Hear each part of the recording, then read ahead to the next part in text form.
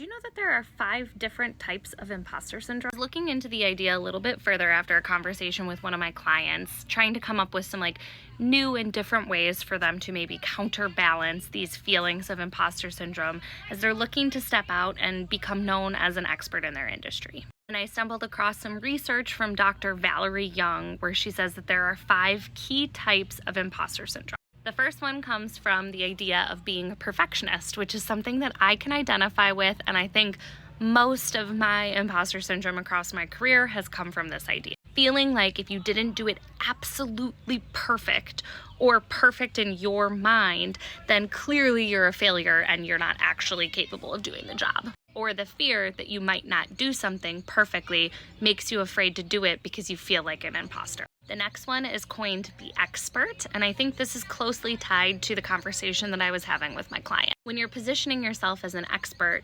oftentimes we feel like that means we need to know everything there is to know about a topic, which is literally impossible. And so we feel like we cannot position ourselves as an expert unless we know all of the things, and thus we feel like imposters. The next one she coins the natural genius, and this is the belief that somehow your intellect or intelligence is lacking, and so therefore you cannot possibly achieve whatever you're trying to achieve. And then a lot of times this one is compounded if you try something once and it doesn't go like you were expecting it to, so then you believe that it's inherently something wrong with you rather than recognizing that it's probably an expertise that takes time to hone. The fourth kind of imposter syndrome is the soloist. And this means that if you think you have to ask for help or seek some sort of assistance in accomplishing a goal, that somehow takes away from your ability to claim that accomplishment. So if you didn't do it completely on your own, you are an imposter and you do not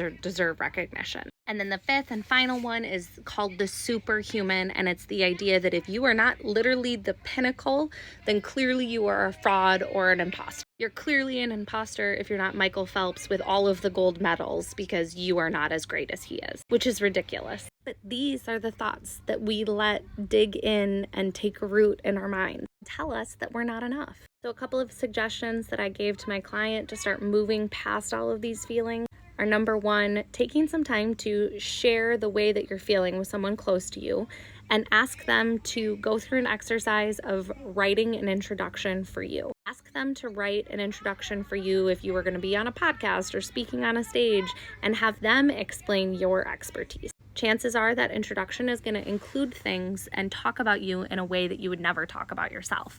And it might help you start to reprogram the way that you think about it. Tip number 2 comes from another one of our clients when we were talking about this in a different conversation, and that's keeping a log of the kind things that people have said to you or about you. This might be screenshots of emails or comments or interactions in direct messages, or even just coming home from an engagement with somebody and writing down the words that they said. Then when you're feeling like an imposter, you can go back and you can look at these things and have them all in one place in that log or that journal to remind yourself of the way that other people view you. And the third and most important tip is to push through and past that voice, even when it's speaking loudly. Try to interrupt the thoughts and continue to step outside of your comfort zone so that you can continue to encourage yourself to realize that even if you're not perfect or superhuman or doing it all on your own, you're not a fraud.